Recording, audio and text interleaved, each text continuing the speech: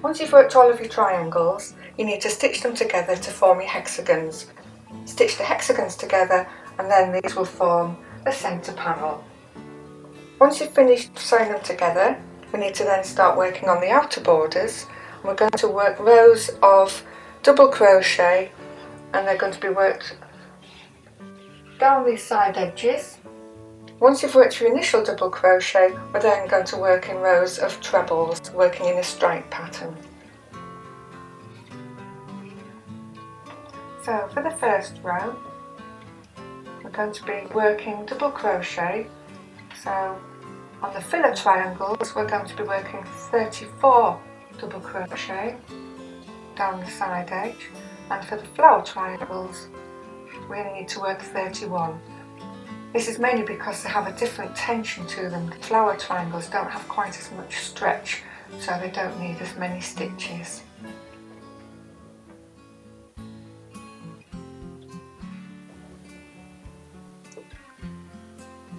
When you get to the last stitch of the triangle, you need to place a marker. So work the last stitch and simply place a bit of yarn, length of yarn, just to mark it. If you do a contrast so it's easily visible before you start the next triangle, and then carry on working your double crochet to the next corner and do exactly the same all the way down the length of that side edge.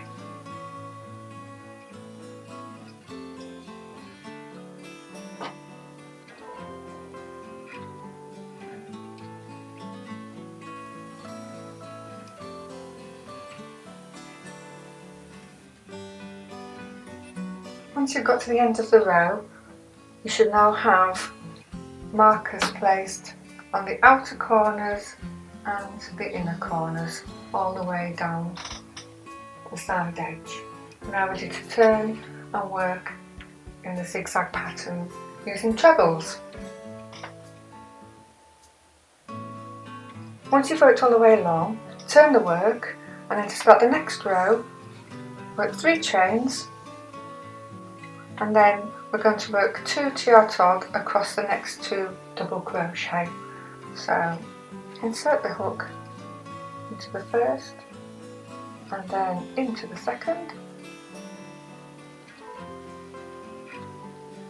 and then work them off the hook together. Now work trebles all the way along to the first corner marker.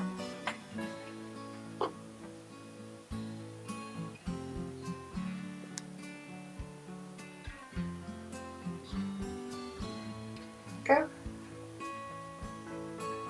So once you get to the first marker, we need to work 3 trebles into that same stitch.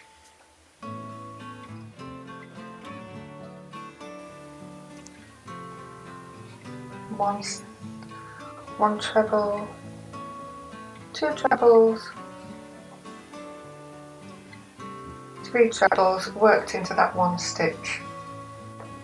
Now work trebles into each of the next DC from the previous row to the next marker.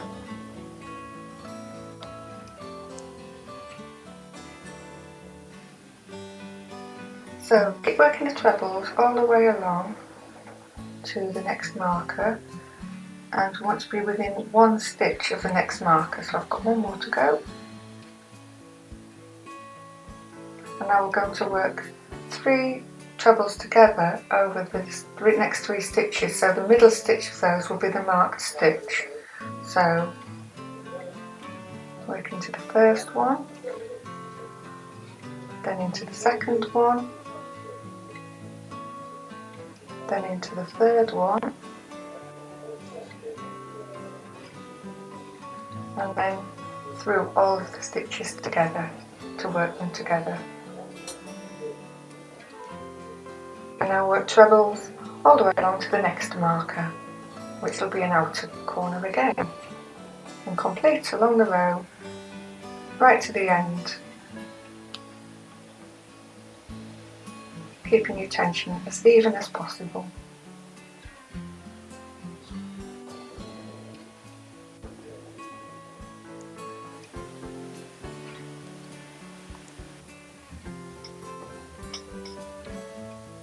So keep going with the trebles until you get to the last 2 stitches of the row, and now we're going to work 2 TR tog,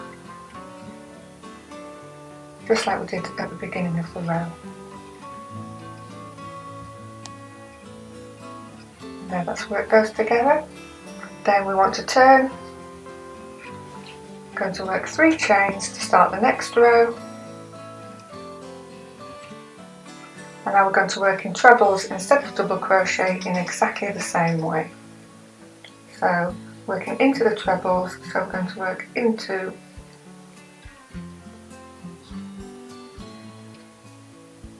those 2 and work them together, and then work trebles in each subsequent stitch until we get to the end. Just remember to work 3 trebles into the stitch at each outer corner and work 3 trebles together on the inner corners when you get to the markers.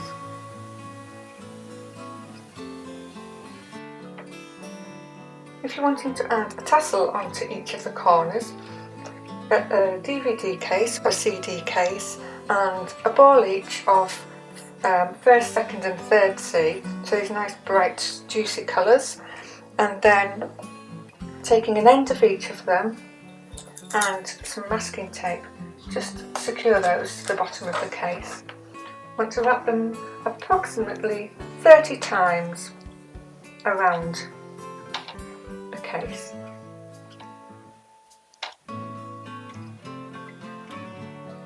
Once we've wrapped our yarn around about 30 times, take a length of 4th C, this is doubled, a bit more strength in it, and we're going to wrap it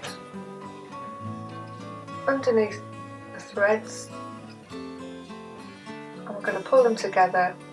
It's easier if you actually do a double there. So we're going to be pulling these together tightly to tie a knot. So before we tie the knot, remove the threads off the CD case,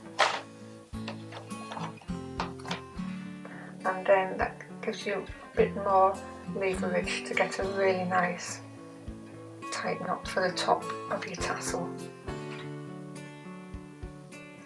There, you can see it now starting to take shape. And the second length of the 4th C, before you cut the ends to form your tassel skirt, we need to just wrap this around the top of the tassel head,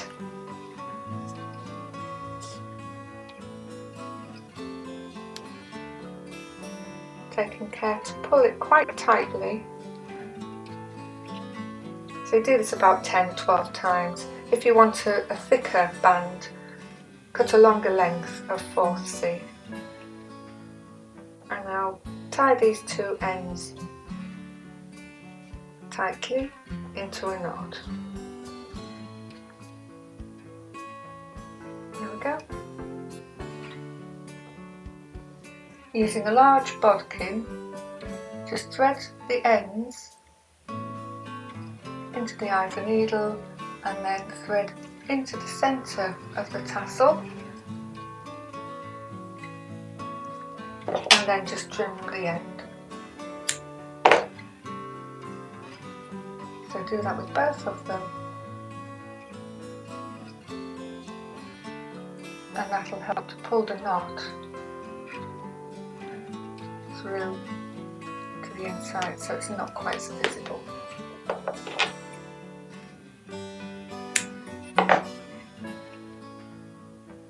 And now very carefully you can start to trim and cut the ends.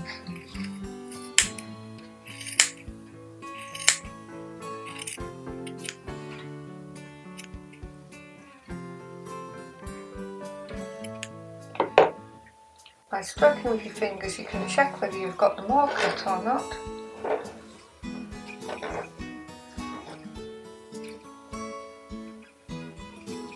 And if you haven't got them all cut at this point, trim any that you need to. straighten the end.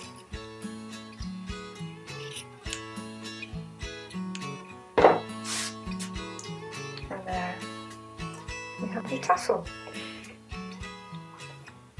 Use these two ends to attach it firmly to the corner points of the blanket.